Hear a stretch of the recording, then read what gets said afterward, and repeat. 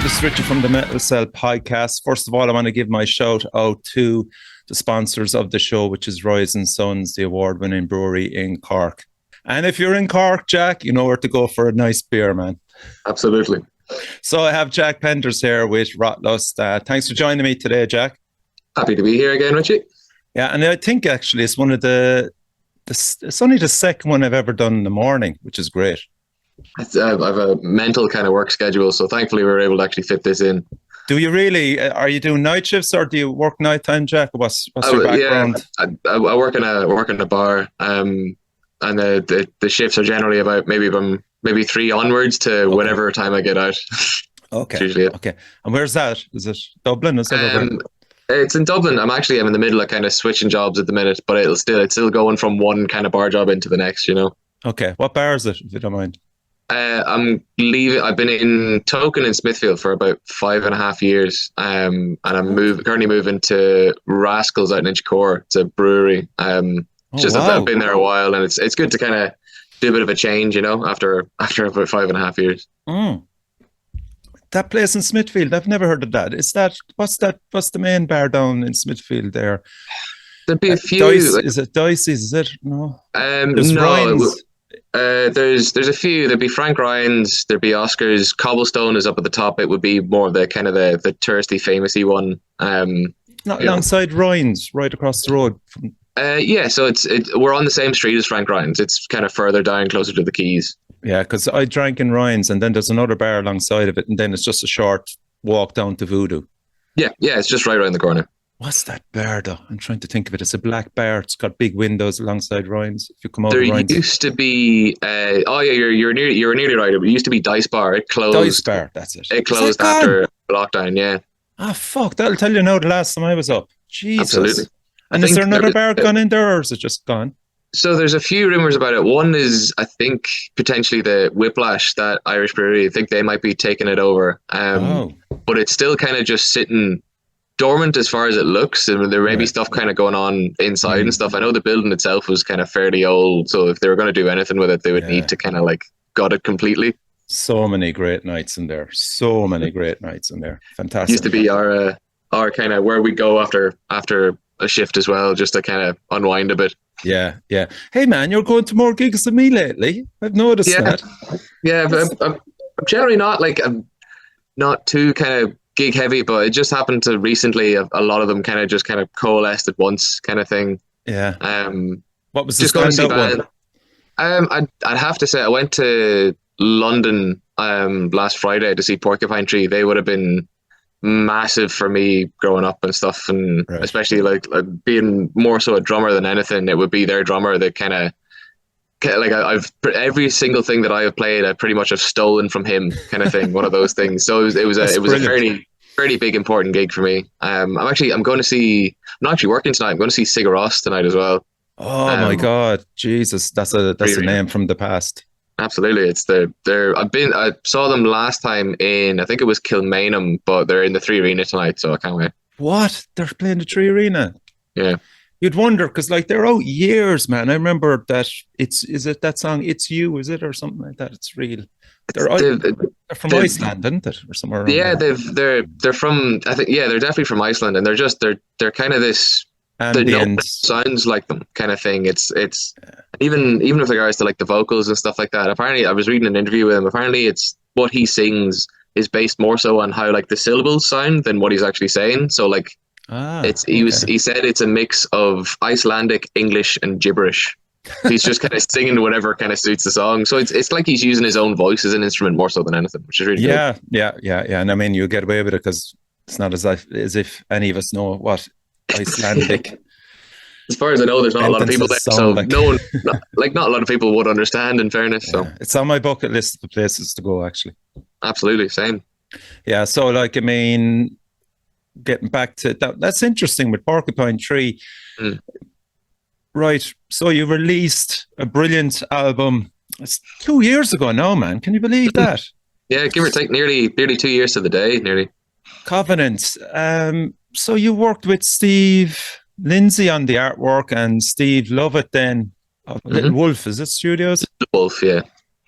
And it's a completely different entity to what you're why you're on here today about looking back on Covenant now. How does it feel like 2 years, man? Are you still proud of it? Happy with it? Absolutely. It's definitely still something that I guess with all of the things that I do with this project, it's kind of something that I've always wanted to do. And that's kind of the point now that I kind of have maybe the ability and the skill set to do it. Covenant itself kind of like represents a kind of a big part of what I kind of feel I am musically, in that it's very kind of soundtrack based and represents kind of like a specific kind of, I guess, like influence kind of group that I have. And then this new album is exactly the same, in that it's like, again, another kind of like part of me musically. And for me, kind of, I always kind of wear a lot of my influences on my sleeves and stuff like that. And this is, I kind of treat these as kind of like almost like trying to see how some of the bands have influenced me and stuff like that. So it's, but with regards to Covenant, now I'm incredibly happy with it.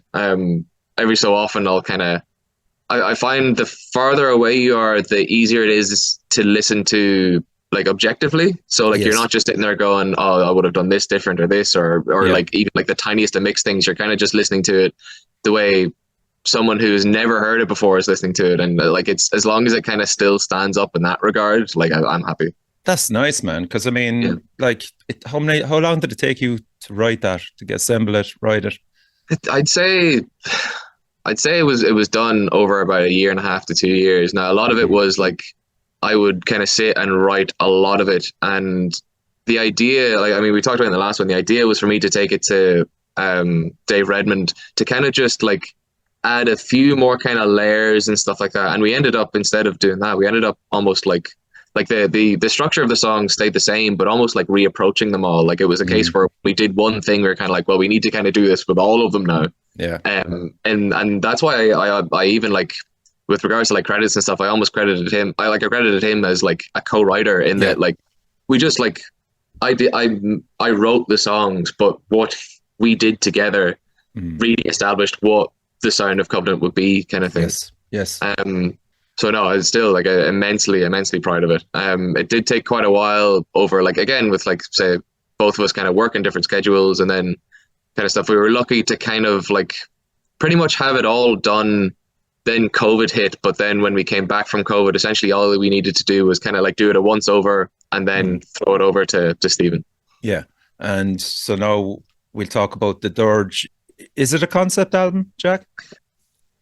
Not in the sense that it's the same kind of theme or story going out the whole thing, but more so in that it's the subject. It's the idea of, like, so like the idea of the album in a kind of lyrical sense and kind of subject matter sense, in that it's like, it's exploring kind of different levels of kind of depression and stuff, and in the various kind of stages of it, being like, you know, like the melancholy of it, the desperation of it, the anger of it, the usual kind of just like depression of it. And then even like with regards to like potentially like, you know, coming out of it kind of thing. And it was like around that time that I was writing it, I was kind of experiencing a little bit of that myself, and just kind of, I thought it would be like a good exercise to help kind of me kind of understand what was going on, to explore it in that sense, and to kind of like tap into those kind of like feelings and stuff like that would eventually kind of like, and it did, it helped kind of like, I always kind of feel once you can put a name to something, you have a bit more control over it, and you kind of know what it is, and then you can, it definitely kind of helps. So that's what this was. It was about like kind of an exploration into the kind of the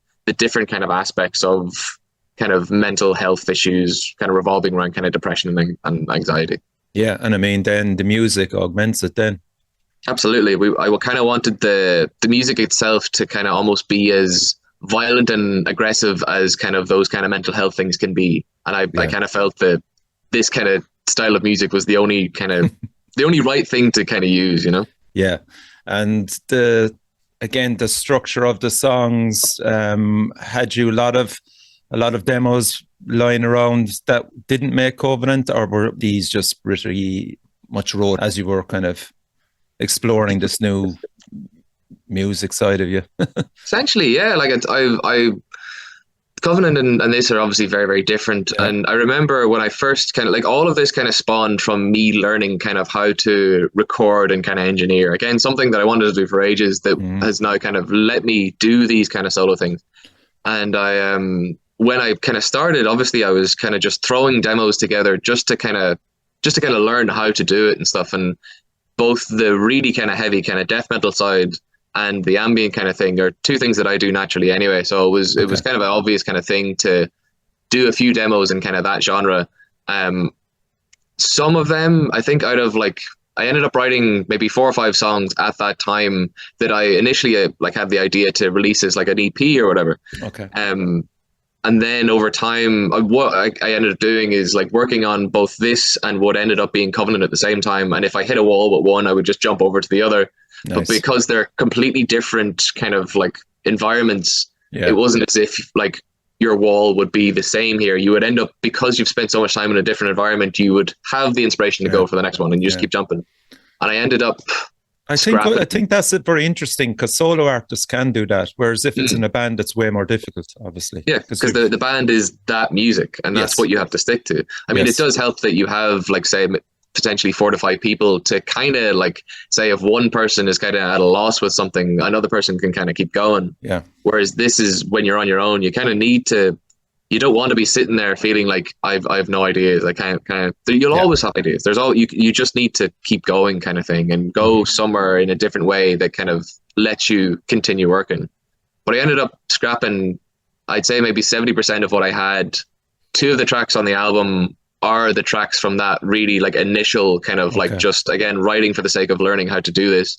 And the rest of them were written during lockdown in a very kind of almost like, I guess, as regimented as you could be, in that like it was just a schedule, and that like I kind of like I was at home with my parents for lockdown, and after dinner with my parents I'd just go down to the basement and just start writing, and like that was my schedule kind of thing. And I would sit there for, I guess, as long as kind of it was productive kind of thing, and and it would just be a case of like, it's not a thing of like I'm going to go down there and see what happens. It's like, no, I'm going down there to write. And I would just sit and write, and sometimes I would come out with a full song at the end of a session. Sometimes I would maybe just have a riff, but even the riff is enough for me to then come down the next day and continue on from there. And who were you sharing those ideas with initially, just for feedback alone, maybe as the songs formed more? No one really. I know, like it was more of a case of like it would be more. Every so often, especially with lockdown, I guess you were kind of limited to people kind of maybe coming over and kind of spending time with them. Every so often I'd throw like maybe like one of the tracks that I was working on in a very kind of basic state to like the guitar player Dead Aeon, the first band I was in. And because this is kind of very similar music to what we would have been writing anyway. It's very it's like that kind of very Polish death metal inspired stuff. That we would both very much be into. So naturally I was kind of like, do you think this would have been like, does this remind you of like any of this kind of stuff? Yeah. And he very much enjoyed it. He was one of the first people that I kind of played the entire album from start to finish. Because I had like, he's one of my longest friends, and because myself and himself would have been the main kind of writers of that band. Yeah, that I kind of felt it was appropriate that the first person I show this to when it's all finished is the person that I technically, I guess, if things had been different, I would have been writing this with anyway. Yeah, that's cool, man. That's great. Yeah. You genuinely appreciate their feedback, and I think actually I would have loved to seen his face when he heard the whole tracks. I mean, like, as long as he has known you, and probably he's watched you with Covenant as well, I'm sure he was pleasantly delighted to see what you were writing is now relevant, and maybe, as you said yourself, with your past band as well, they're kind of going, wow. Yeah, it's kind of like ever full since circle, really, isn't it? Exactly. Yeah, it's one of the things that I kind of always thought whenever I kind of had enough experience in writing and recording that I would do that, because it's in my wheelhouse. I've been listening to death metal for as long as I can remember, and again, at this point I can play it in my sleep kind of thing. It's what I play when I pick up guitar, is that kind of heavy kind of music, and it's like, it definitely felt a bit full circle to be kind of like I was in that band for maybe 10 years and stuff, and and it was really nice to almost like bookended it, because we haven't been in a band in quite a while, and we've always kind of talked every so often about maybe even just doing like writing and throwing out a new EP, not playing it live or whatever, but just because himself and the drummer would be very close anyway, that we could maybe throw something together. But this was really cool to kind of just be like, this is the thing that we've been talking about doing, or at least I've been talking about doing for years. Yeah. Even when we were in the previous band, saying, "Oh, I'd love to like sit and just record my own thing." It finally happened, kind of thing. There's this full album full of really disgusting music that we've been talking about for years, but it's finally here. Yeah, it's another chapter, man. So absolutely, let's go into it. The title, The Dirge. I think I was kind of back and forth with titles for a while, and I can't remember how I found it, but it's like, as soon as I saw like the word, I think it was I was playing during lockdown. I was playing lots of my old games, and there was a game called Dirge, and I always kind of wondered what that word meant, and ended up kind of like Googling it or whatever, and it's kind of like almost kind of like a funeral kind of song, like a lament kind of thing. And I always, as soon as I read that, I was like, that's perfect for like the subject matter that I was doing. It was, again, based in that, like, it's specifically music. The dirge is a musical term, and the idea of it being related to the likes of, like, again, sadness, melancholy, depression, stuff like that. It's the perfect kind of title for something that encompasses the various kind of stages of it, that kind of thing. Okay, right. So this is the first track. It's Carry On.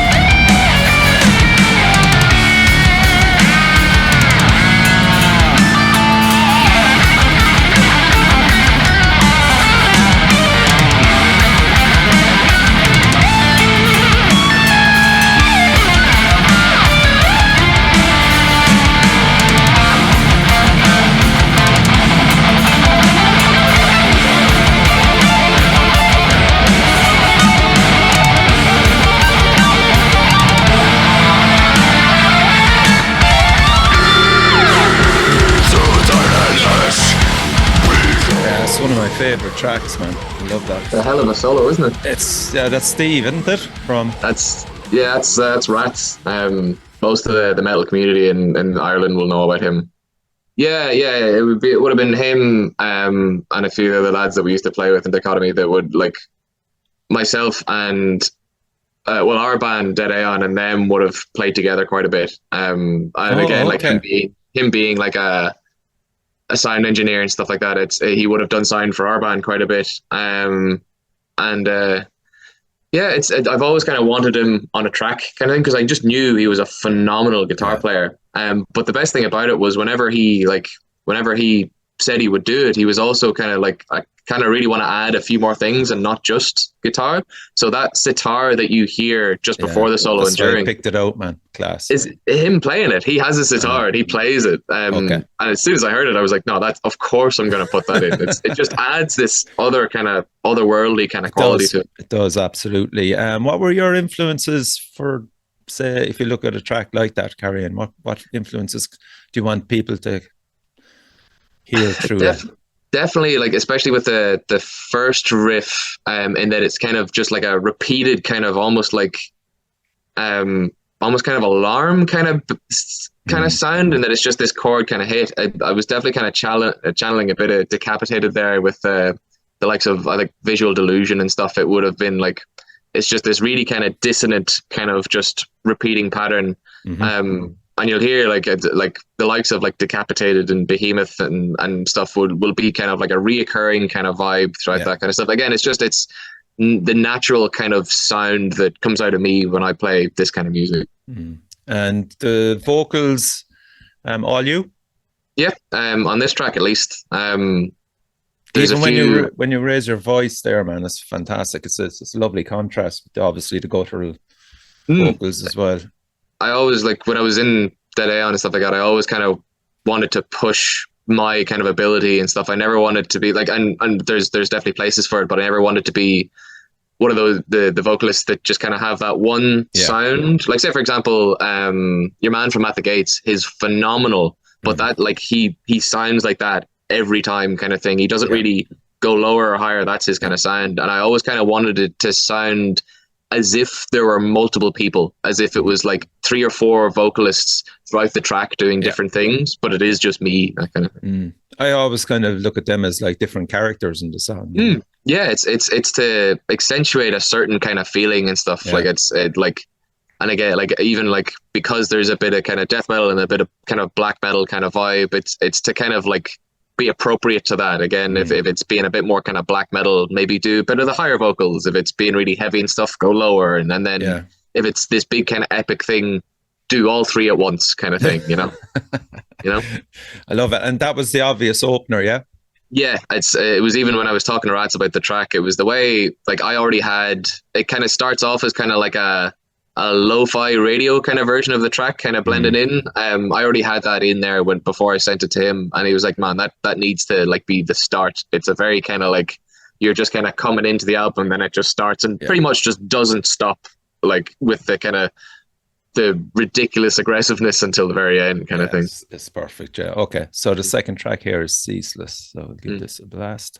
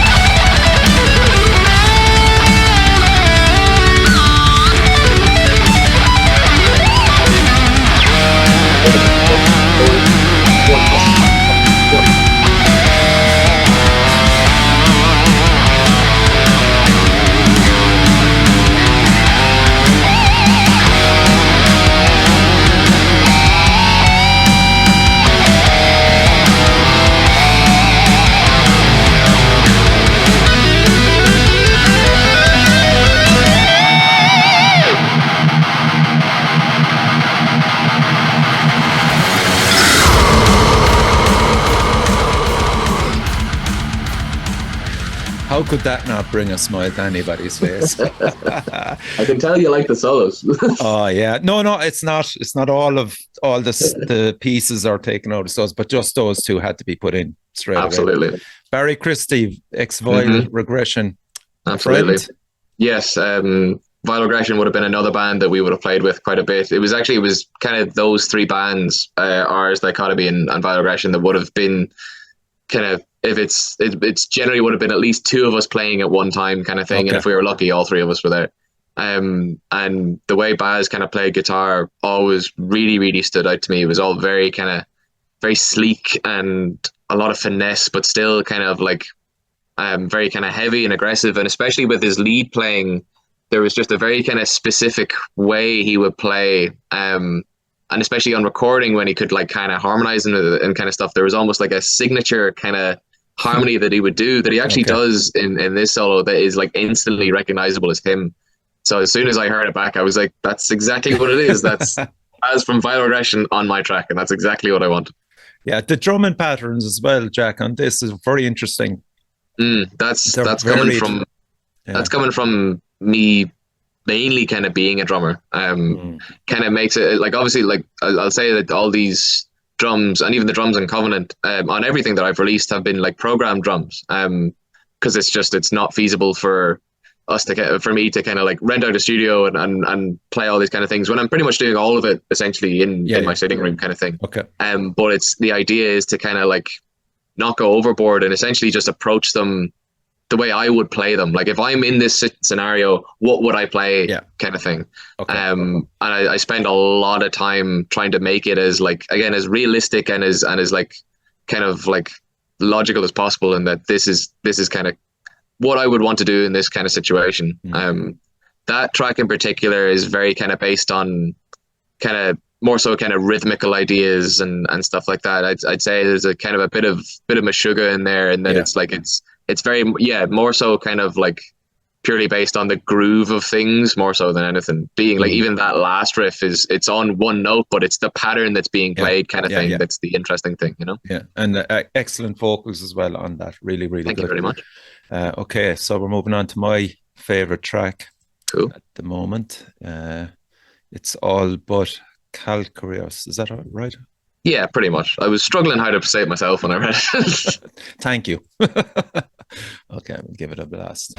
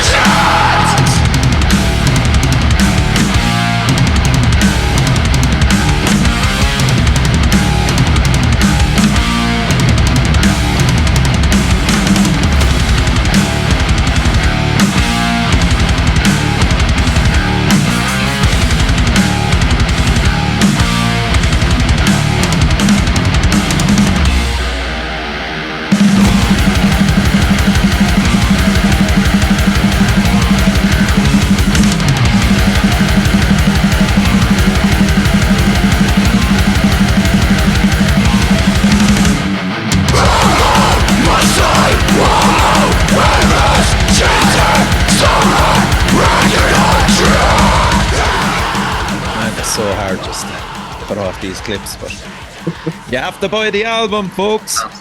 Absolutely. What a track. There's so much going on in this one. There's samples, there's blast beats, there's fantastic vocals from Steve Cannon. This Place Hell. What a choice. Talk to me. How did that happen?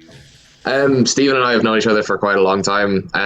We were in the same college together. I think he was in the year above me, but we like in the college at the time, it was very much known that with regards to like kind of heavy vocals, growling, screaming, that kind of thing, it was essentially just myself and himself. So we ended up kind of crossing paths quite a lot, and like becoming friends, having the same kind of friend group because we were all kind of into heavy music in the college. And we always kind of wanted to do something together. The college itself had a lot of like performance and stuff and a lot of covers, and we always said we'd do like a dual vocal thing. We always wanted to do, it was a song called The Dagger off Roadrunner United, where it's Howard Schultz and Killswitch Engage and Rob Flynn from Machine Head, and we would have done joint with that. We have unfortunately never got to do that, but as soon as I kind of was writing this, I was like, no, this is the time I'm finally going to get Stephen on a track. And I just, his voice is so signature. It's like, it's Stephen. It's that very kind of like very shouty, pitched kind of thing.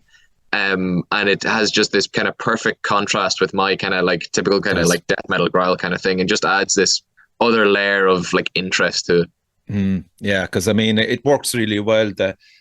I'd almost say the hardcore element blended in with that. You don't hear it that much, and it's an interesting contrast, and Absolutely. It really works for this song, which is why I love it. There's samples as well. Talk to me about that. Where did you get those samples from? So that's again my very good friend Dave Redmond. I kind of know now that my process is I'll do as like a lot of the work and a lot of the thing, depending on kind of what genre it is. Now Dave wouldn't be into this kind of music at all, but he's kind of the guy that can absolutely appreciate what it is for what it is kind of thing. Yeah. But he would be definitely more in line with the likes of Covenant with regards to musical taste. But I kind of know now that the process is I'll write the album and then I'll just bring it to him and we'll just do whatever we feel is necessary, kind of thing. Again, he kind of works more so within that kind of like, I guess, like soundtracky kind of like and ambient kind of samples and stuff like that, like himself. Like it's a lot of that. And again, we just kind of started from the start to the finish and just went through tracks and kind of picked sections that we thought would like kind of we could just kind of complement a little bit, like it just accentuate benefit. Exactly. If it's a case of like there's a few kind of like risers into drops and stuff like that, just to accentuate kind of like the heaviness of things and stuff, or adding a bit of ambience and kind of stuff. It definitely is kind of the last kind of like really good coat of paint on the album before it's sent off to mixing is him. So I have that in my kind of like process now, that whatever I do next, I know I'll take it to a certain point and then bring it to Dave and we'll just add that another kind of layer of complexity on it. And I mean, the samples as well, I don't know what they're from, but again, there's a lot of kind of like, especially with the risers, it's a lot of like planes taken off kind of thing, because you can hear like it's just like a frequency kind of going up, and we'll kind of edit it and change it in a different way. Dave is really good at like taking a sound, like, and it could be anything. It could literally be like a bin falling over, and we'll spend maybe 45 minutes to an hour affecting it and changing it and stuff like that to just essentially mold it into something completely different and just kind of throwing it in kind of thing. It's crazy. It's a mental process. I definitely couldn't really just sit there and do it on my own. I'd go insane. Not many people can. That's really cool to hear that. Okay, track 4, the Deafening Dawn chorus.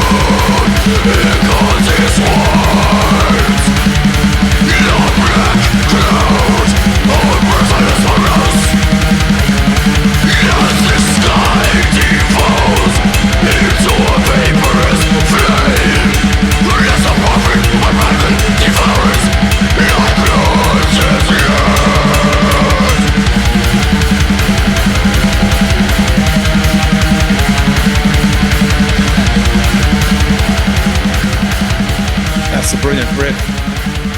That needs to be heard live. Let's maybe talk about a small bit about that. Will any of these tracks ever make it to a live venue? Most likely not.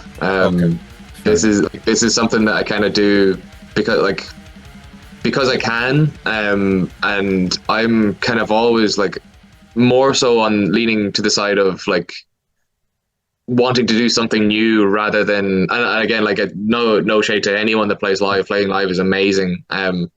But I would kind of the time that it would take to kind of put the band together, to get them to learn the songs, to rehearse the songs, and then to eventually play live, I would rather spend making something new kind of thing, because that's what this is for. Like I've been playing live since I was maybe 10 years old, and I'm 29 now, and it definitely has its place and stuff. And to be fair, like throughout making this album and stuff like that, there are definitely points listening to it where I was like, I would love to play that live. I would love that particular riff would be really good live. But it's just kind of more so it's not what it's for kind of thing. And that's absolutely fair, Jack. Yeah. I mean, I was talking to a band called The Yurt there lately as well, and they're all about like moving on to the next thing. They don't want to be spending time playing live when it's when they know themselves that it's actually distracting them from the next album, you know. Exactly, yeah. But look, you know what? I just wanted to acknowledge there's some fucking amazing tracks on there, and you're kind of going, thank you very much. That particular track is one of the ones that survived the first kind of round of tracks. Okay. So that's actually quite an old track. That track's maybe 4 or 5 years old at this point, kind of thing. Wow. But again, gone through different iterations and different versions and stuff like that. But it was definitely one of the ones that I'm kind of like, okay, I need to keep, especially for that opening riff. I'm particularly proud of. I really like it. Yeah. Again, like in the structure of the whole album, this is track 4. Is there a reason why that song in particular is in there at number 4? Are you watching pacing, or is there dynamics at play? More so kind of just the feel of it. I like you probably noticed that in the certain tracks. I think it's the track 3, your favorite one, and this one. There's kind of bookends to them, in that there's like spoken word. Exactly, kind of thing. And this is all kind of leading up to the last track itself, because like it's kind of structured in that way, and or not the last track, sorry, the title track, which I think is the second last track. Correct. And it's that kind of felt, especially considering that track is one of the, I think there's maybe only another one that doesn't have any like features on it. It doesn't have any extra musicians. It made sense for that to just be, because it's just me kind of dead in the middle. That's your kind of like your halfway point kind of thing. It's quite a fast track. It's quite heavy, but probably more so one of the more kind of simplistic ones as well.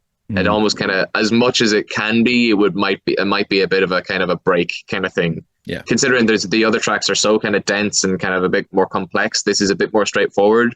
It kind of requires, I think, less from the listener, and hopefully that would mean it's a good jumping off point for the rest of the album. Yeah. Excellent. Well explained. Okay. So the next track, again, I think that's, you're on your own with this one as well. Stain of the Familiar. It's actually a great song as well.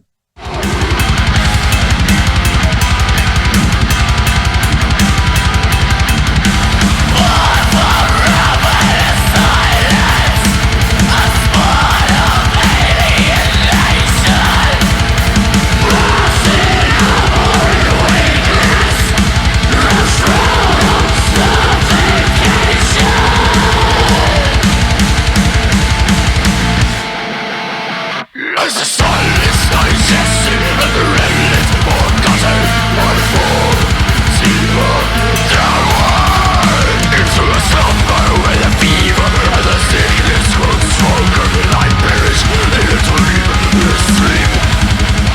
The destruction of oneself is achieved without question. The clouds suffocate the remains. You still put on ways to be.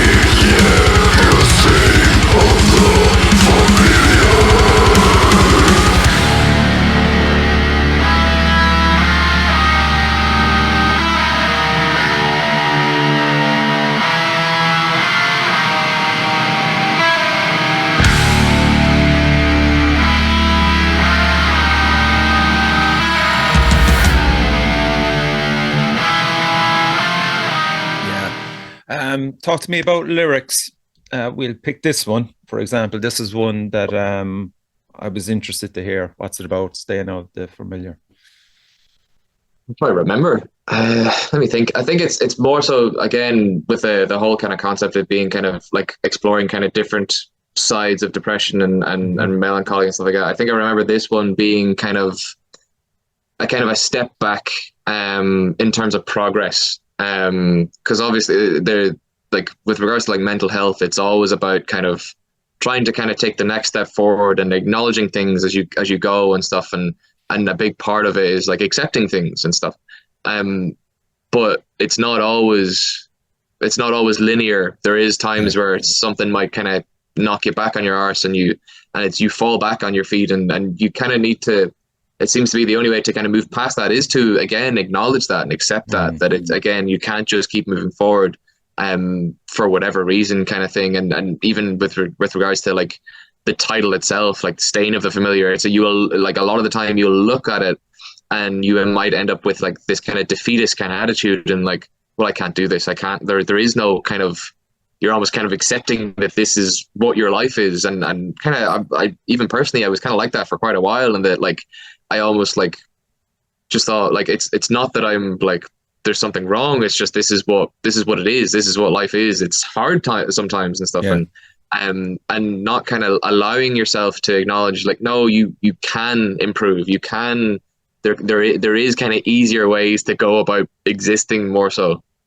So it's about kind of like the fact that it says stain. It's like looking at it as like it's something is like tarnished and ruined and stuff like that, when really it is just a case of accepting that it's just another kind of step in the journey to being kind of okay with yourself in that kind of sense, you know. And again, the two, as I would call them, the two characters seem to be answering to each other.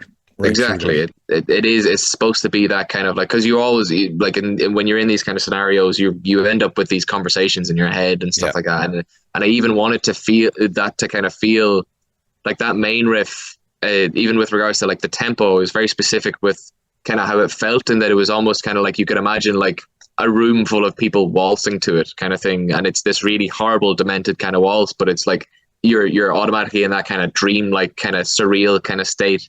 And it's a kind of a feel that the rest of the album doesn't really have. A lot of it is very kind of immediate and very, very quick, or very like based in just pure groove and heft, whereas this is more kind of like, I always consider this, I was very kind of almost unsure about this track for a while.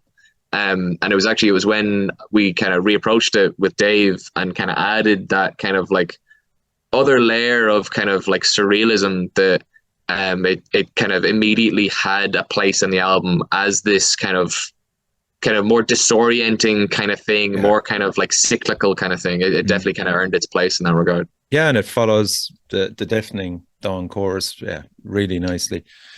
Okay, so Ascent, the video. Yeah. And I think I described it as jaw-dropping when you sent it to me. It's absolutely incredible. So we'll play the track first, and then it'll give you enough time to think about it, because I am going to ask you plenty of questions on it. Go on. Okay, cool.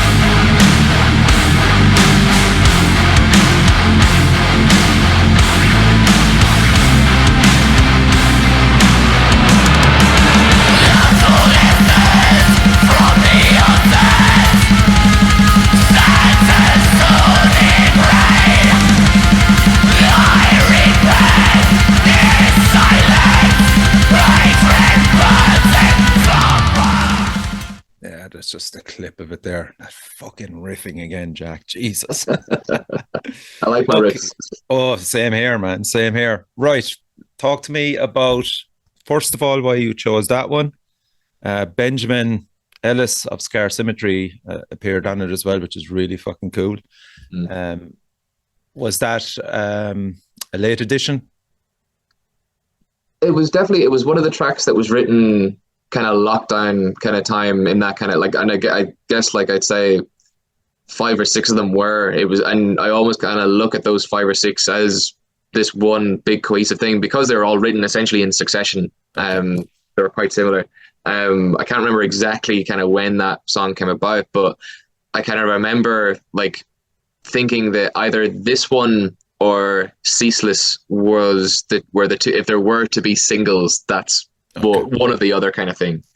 And this kind of just kind of took the kind of cake for a few reasons. With regards to Ben, I've known Ben for a very, very long time. He was in a band called Bloodshot Dawn at one point. Oh yeah. Who I think my band ended up playing with once or twice, and ended up having a bit of a kind of relationship with. And I remember, like, I met Ben one of the night. I think they were playing with, I think Flesh God Apocalypse were playing in the Pint, and I think, can't remember if we played or we were just there. But I had known the frontman of Bloodshot Dawn, and he introduced me to Ben, who was the guitar player at that point. And ended up just kind of essentially kind of like hanging out that kind of entire night and kind of talking to him about it, and about like kind of what because he's a phenomenal guitar player. He's probably one of the best guitar players I've seen in person kind of thing. And it's funny, I remember asking him, I was like, look, well, who's your guy? Who's the person that you kind of like I was saying earlier with Porcupine Tree, their drummer is my kind of drummer. Like, who's the person that kind of makes you play the way you want to play? And he was like, well, honestly, it's mainly kind of Per Nielsen from Scar Symmetry. And I was like, that's really, really cool. I haven't really listened to that much. And then funnily enough, he ends up just joining his favorite band. Wow. Which is phenomenal. Like, it's perfect. But I remember when I first started writing this kind of stuff for the first initial things, I contacted him about potentially doing like a solo on it. He was like, absolutely. And there ended up being like, I ended up kind of stopping progress on the heavy stuff to kind of work on Covenant, and nothing was really kind of said of it. And then when I kind of kicked back into gear about the Dirge, I messaged him again. He's like, yeah, absolutely. Just send me whatever track you want. And I think like the section that he solos on, because it's fairly kind of like simplistic musically, in that it's just a kind of a big open chord and going between two notes. So it was like, that is like a perfect kind of section for just this big ripping solo. And he's like, the way he kind of constructs things and stuff like that is very kind of like, it's full of massive technical ability, and then would suddenly have this really catchy kind of little line that you almost kind of like, there's a part in the solo where every single time my friend hears it, he like sings it, because it's just that cool little catchy part. And he blew it out of the water. It's kind of like, it's really cool to have someone in a really big band on the album kind of thing, but at the same time, like, I don't even think he was in kind of Scar Symmetry when I asked him. I just knew him as this probably one of the best guitar players on the planet kind of thing, you know? And that's a better story all day long rather than just approaching this randomer, you know? Yeah. Okay, so you're going to have to watch the video anyway, and I deliberately left the solo out as well. Talk to me about the video. You got Olga involved anyway.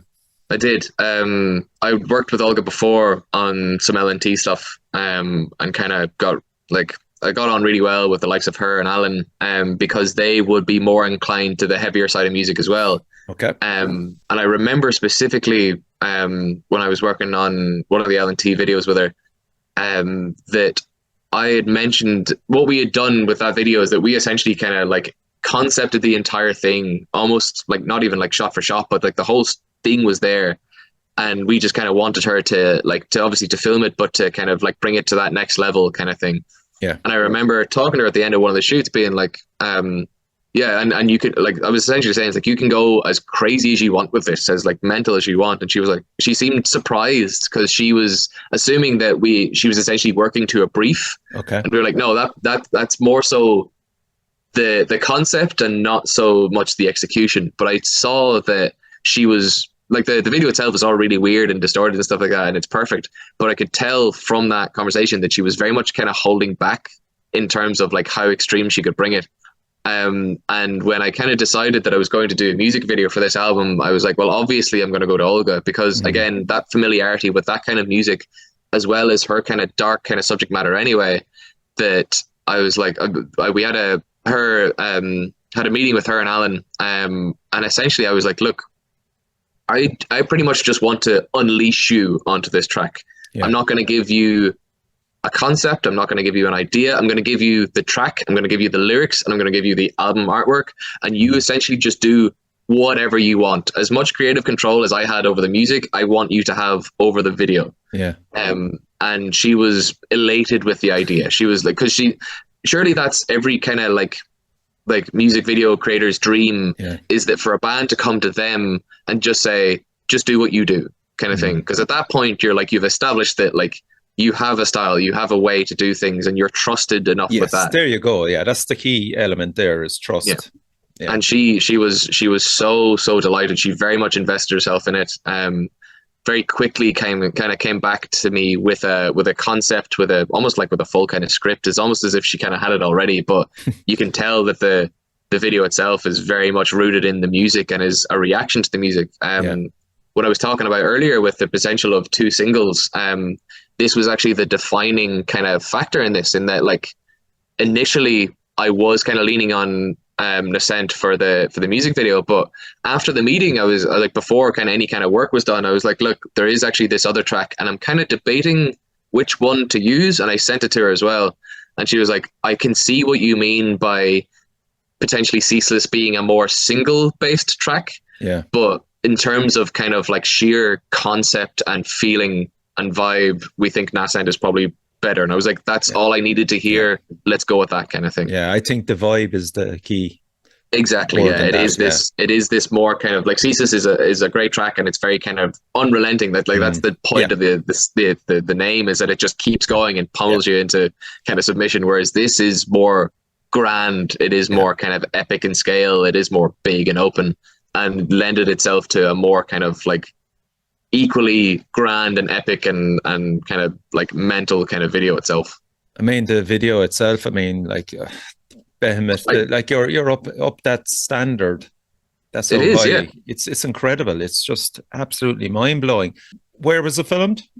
So it's a house. I can't exactly remember the name of it, but it's a house just off of Maynooth. Okay. It's like this massive kind of 3-story kind of house. The guy that lives there actually owns it. I think it's an old kind of family house. And it's been used throughout the years for lots of like shoots, movies, videos, all that kind of stuff. Okay, fair enough. Right. To the point where like, and it's like it's left as is. Like the way it looks in the video is how the house is. Like we didn't dress it up, we didn't ruin anything. That's what it looks like. But you can tell that there's things that have been there for ages. Like we found a really old call sheet for an episode of Dad's Army in the house. Kind of thing, and there was a shot like maybe in the 80s kind of thing, like, and it's like that's how long people have been shooting in this house and stuff like that. And when she had kind of the concept, I think Olga had shot there before for maybe some photo shoots and went, this is perfect for the concept I have. And it worked out great. Like we had the house, and also the fire scene is essentially right in front of the house as well. So it kind of enabled us to do exactly what we wanted to do. And the cast, did Olga provide the cast, or was there a few friends in there as well? We both tried to kind of like recruit as many people as possible, but for the subject matter and stuff and what it entailed, it obviously, you had to be a very specific person to kind of want to be in that video. Now we were kind of a bit concerned coming up to the video because there wasn't a lot of replies, and we were really hoping to have like a big group of people that was fairly diverse. Like we wanted all shapes and sizes, all different types of people in varying ages and genders and all that kind of stuff. We wanted it to just be a very kind of almost nondescript group of people. Yeah. And we managed to get that in, and we were struggling to get kind of male people in as well, but we eventually got a few people. But it was just kind of pulling in a lot of favors. Olga, obviously, as a photographer, deals with a lot of models. She does a lot of nude photography, so she knew a few people that we would be willing to kind of. Yeah. And the thing is, that was one of Olga's kind of main things in the concept, was that like it was very kind of like she wanted them to be nude to kind of really accentuate just kind of otherworldly and surreal this place was kind of thing. So that was almost like a kind of a make or break thing. If people wanted to be in the video, they kind of needed to be okay with that kind of thing, which made it difficult initially. But on the day, we were blown away by the amount of people. I think we ended up with maybe about 15 extras or something, all butt naked for the entire day. Yeah. And we were delighted. We genuinely, we didn't think we would get that much, but we were so happy. And did that shoot you got it done in the day? So we had 2 days in the house itself. The first day was all extras and me kind of things. Any shot with me and the extras in, it was a very, very long day. I think it was like maybe 13, 14 hours or something like that.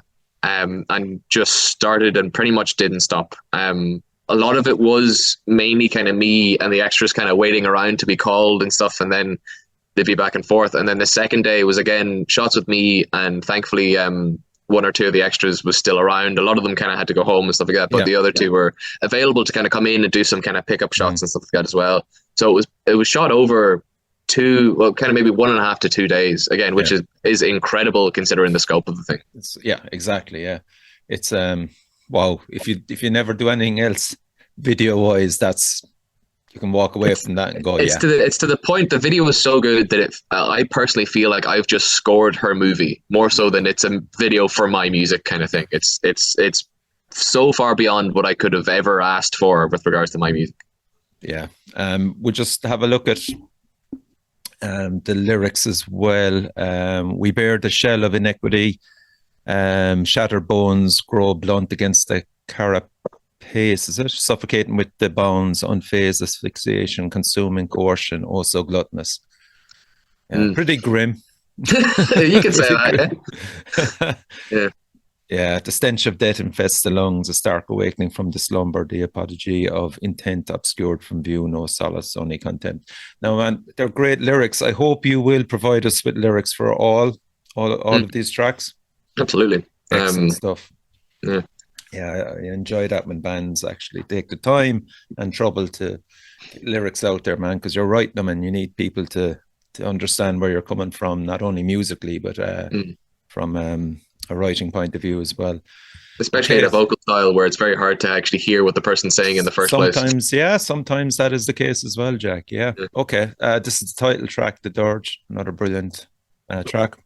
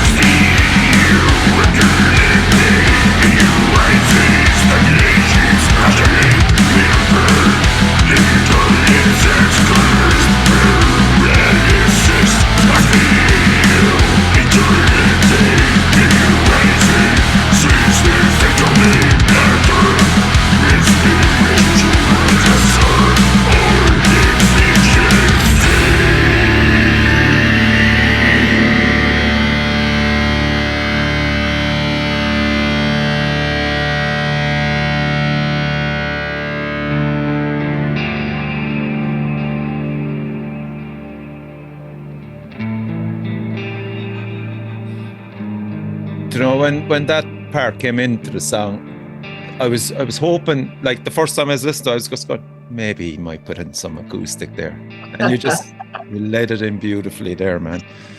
Excellent, great songwriting, my friend. Great songwriting.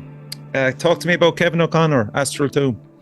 Again, Kevin O'Connor is someone I've known for quite a while. He was the vocalist in Dichotomy, and again, similar to I guess every kind of like guest I've had on, he just has this very signature sound. It's a very specific kind of thing, especially there. Like he sounds like he's like this massive swamp monster. It's this really kind of like almost very kind of wet, heavy vocal.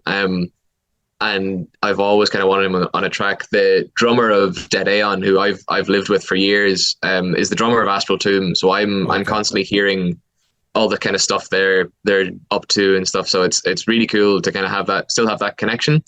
And with him, like he was kind of the one that kind of led the theme of the lyrics in this one as well. Because I explained to him kind of where I was going with regards to kind of lyrical content, because with regards to like every kind of the vocal guest, whether it be Kev or Stephen, I wrote with them kind of thing, as opposed to just kind of like giving them a sheet of lyrics and getting them to sing it. Like I was like, I wanted it to be as collaborative as possible and not just be like a little feature where they get a verse. It's always like a duet and back and forth. Yeah.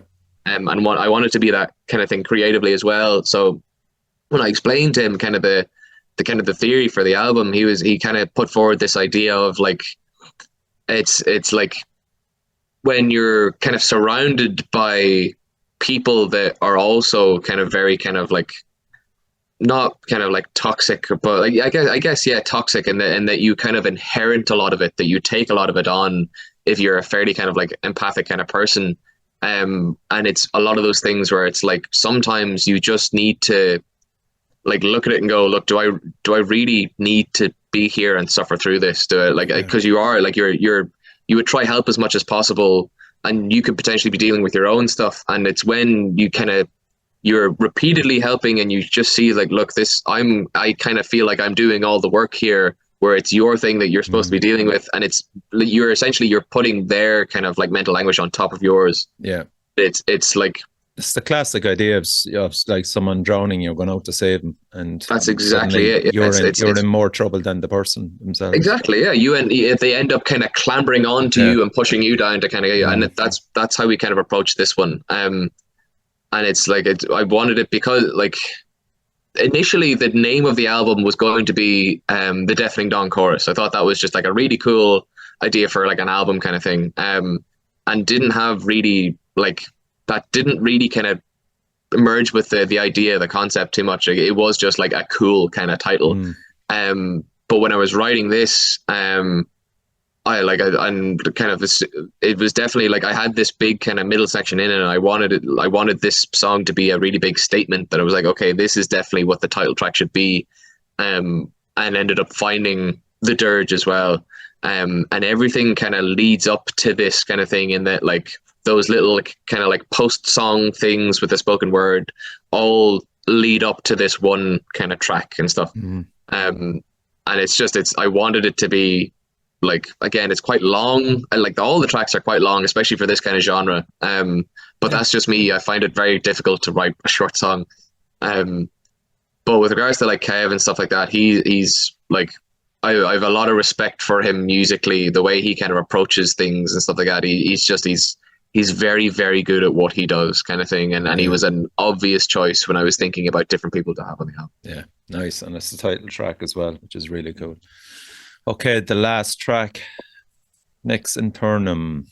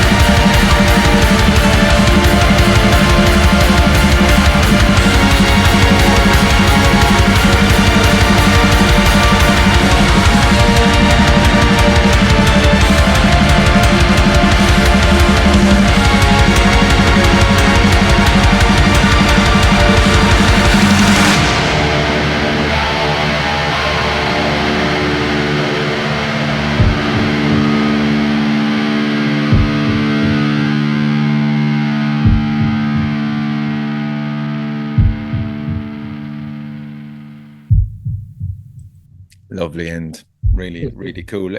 I think, you know, when most solo artists get out an album like that, I'm always interested in the journey of the person who's writing it, and also the finish of the album. I think you've achieved that, Jack, in spades, man. It's to be applauded and, you know, celebrated, really. Congratulations. Just tell us about that last track. It's so fucking relevant in relation to a finish. Yeah, that's definitely the kind of the feeling I had about it. This is the other track that kind of survived the first kind of. Oh, was it? Okay. Yeah. So it's quite an old track. And especially that end section. Yeah. The whole song is very kind of like, I guess, kind of Behemoth kind of influenced, and they have these very kind of like grand kind of like sprawling kind of like ending to certain songs, especially at the end of albums. And it is that very kind of like, it's almost kind of, I almost look at the Dirge being like the culmination of everything in the album, and this being almost like the end credits. The kind of it's not too long a song, and it just has lots of different aspects that happen throughout the album. And it's just it's like you said, it definitely has a bit of kind of finality to it, and it's something just completely coming to a head. It being quite an older song. I'm really glad that it kind of stands up with the rest of them as well. Like it's definitely like it definitely has its place in ending the album itself. Yeah, definitely. And it's like literally a book shutting. Yeah, it finishes. It's like it's there's no question that there isn't anything coming after like that. Yeah. That is the end of the end of the thing.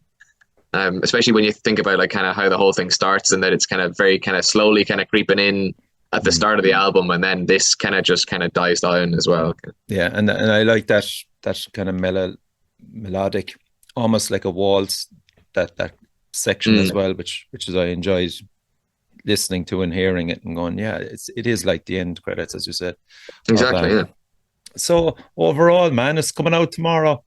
Yeah. What's your feelings now? I'm honestly, I'm glad it's finally kind of like gonna be out there. I'm kind of like, I've been working on it for quite a while. I kind of almost look at it again as like essentially since Covenant, really, because all the work that I'd done before I released Covenant were the 2 tracks that are essentially still on the album, but even then they had changed quite a bit. So it seems like my album cycle is about 2 years kind of thing. Okay. So I have about 2 years before I have the other one, or I have to have the other one out. But I'm immensely proud of it. Like I said, it's an album that I've wanted to write since I was very, very young, and just didn't really have the kind of the situation to be able to do it. And it's something that I kind of felt I needed to do, like you're saying, kind of coming a bit full circle, and almost to kind of like, with regards to kind of Dead Aeon, I was just the vocalist in that band, and my friend I was talking about earlier, Chris, was the guitar player, and myself and himself, like he had a very, very specific way of playing guitar, and that he had his own custom tuning and stuff like that. And to this day, he's one of the most unique guitar players I've ever met. No one sounds like Chris, kind of thing. So it would have been very difficult for me to also physically write something, but it was more so he would have an idea, and I would kind of be like, okay, try this, take that part, move it there, do this a bit slower, that kind of thing. Be a bit more of kind of a ranger kind of thing. And I was genuinely interested to see like how kind of similar or how relatable my kind of solo stuff would be to that kind of stuff. Because again, technically he physically wrote and played it. I just kind of orchestrated him a little bit. But the fact that I could have released this album as a Dead Aeon album, and no one would have asked any questions, kind of thing. They would have just expected that it was just the same guys, kind of thing. Because it is, and it's just the kind of the heavy kind of music that's inherent in me that would even come out if I was channeling it through someone else anyway. So it was a cool little experiment in that kind of regard.